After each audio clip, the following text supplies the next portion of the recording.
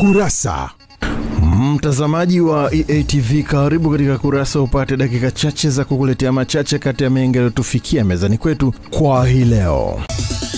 Tuanze kukupekulia kurasa kwa hili. Wakazi wa kata Mwasekwa katika jiji la Mbeya wameondokana na adha ya kutembea umbali mrefu kutafuta maji, hali inayohatarisha maisha yao kwa kugongwa na magari wakiwa katika harakati za kutafuta maji baada ya mamlaka ya maji na usafi wa mazingira Mbeya kukamilisha ujenzi wa kisima cha maji kwa Mwasekwa wenye uwezo wa kuhudumia zaidi ya wananchi 2400. Baada ya kupokea mradi huo, wananchi wa Mwasekwa wameelezea kwamba mradi huo umeondolea adha ya kutembea umbali mrefu na hatari ya kugongwa na magari wanapovuka barabara katika upande wa pili kwa ajili ya kutafuta huduma ya maji, na kwamba gharama za maisha zitashuka, huku wakishukuru serikali kuwaletea mradi huo.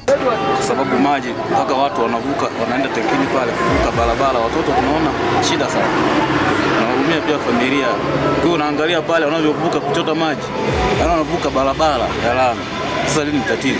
Lakini wakituboreshea kwenye hii, poa, tutashukuru serikali. Sisi huku tunafyatua tofali zile za udongo, tunafyatua tofali zile za bloko, alafu na kujengea vile vile kwenye majumba yetu na kupigia plasta, tuseme ukarabati wa nyumba kiujumla.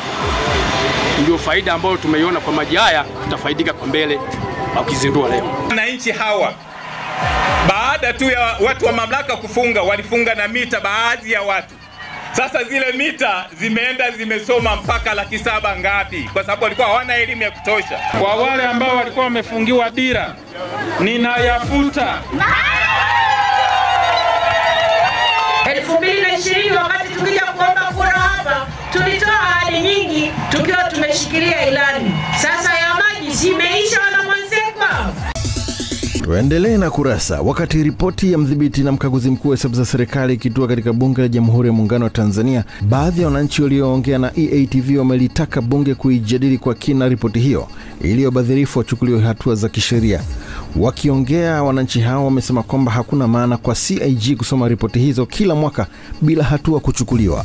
Ni miaka mingi sasa tumeshuhudia kwamba mkaguzi na mdhibiti mkuu wa hesabu za serikali anaeleza namna gani ambavyo ubadhirifu umefanyika.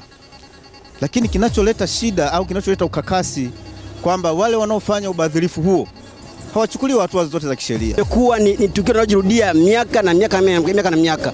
Kila madudu yanapoibuliwa, lakini hakuna election yote ambayo inafanyika kutoka serikali kuu. Kwa tunachoomba serikali ni kuhakikisha na kutekeleza majukumu yote ambayo kwamba CAG madudu ambayo kwamba hayafai. Ili zile kwa Tanzania zinazopotea. Tunachokiomba serikali kuu iwe wajibishe wale watu wote ambao wamediriki au wameshiriki kudhulumu kodi za Tanzania pasipo kutukumbuka sisi kama Tanzania. Shida ni kwamba wanajuana kwamba mimi siwezi kumwajibisha kwa sababu na mimi kuna mahara nimechomoa pesa. Wanajua huyu hawezi kuniwajibisha kwa sababu na yeye kuna mahara amechomoa. Ndio maana watu utakuta wanamkumbuka Nyerere wa zamani.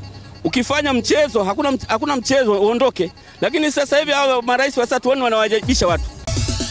Tumalizie kurasa kwa hili. Watoto zaidi ya 200 wanaolelewa katika vituo vitatu vya watoto yatima na wale wanaoishi katika mazingira magumu wamepata faraja kubwa baada ya kukabidhiwa msaada wa vyakula na mavazi kutoka kwa mdau wa maendeleo jijini Mwanza. Wakiongea wakati wa kupokea msaada huo, walezi pamoja na watoto katika vituo hivyo wameshukuru kupewa msaada, wakisema umefika kwa wakati mwafaka, kwani changamoto za upatikanaji wa mahitaji ya kila siku zimekuwa kero kubwa, huku akiomba jamii na wadau wengine kuendelea kujitokeza kusaidia, hasa kwa kuwapatia watoto hao bima za afya ili kurahisisha upatikanaji wa afya. Ni vituo ambavyo vinapitia changamoto nyingi, vinahitaji misaada ya watu mbalimbali. Sasa tokea tumeanza kushiriki na chakula na watoto namna hii, hata vituo vyenyewe vinakiri kwamba watu sasa hivi wanajitokeza. Umezaa mtoto, huna sababu ya kumtupa. Yesu anajua au Mungu anajua atakula nini huyo mtoto, ataishi vipi. Ndio maana kuna watoto walitelekezwa kabisa, wengine walitupwa majalalani wakaokotwa. Leo hii wengine wana nafasi kubwa kabisa kwenye taasisi mbalimbali. Wana maisha mazuri, wengine matajiri wakubwa. Wanapougua sisi hatuna bima za afya.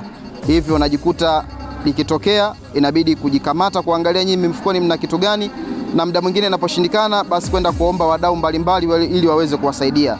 Usifurahie unapomwona mtoto anateseka mitaani na hiari ya kuwa na uwezo wa kumsaidia. Pia mnapotusaidia mnaweza kutupatia mioyo ya sisi ya kutufanya na sisi tujihisi kwamba kuna watu ambao wanatusaidia na kuna watu ambao wanatutazama. Tumekufungulia na kukufungia kurasa kwa hayo machache kati ya mengi yaliyotufikia mezani kwetu Jumanne ya leo. Tafadhali usikose kufuatilia kurasa hapo kesho.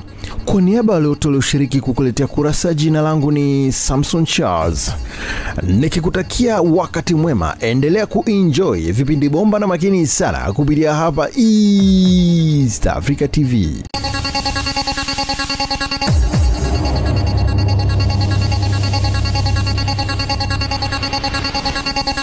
Kurasa.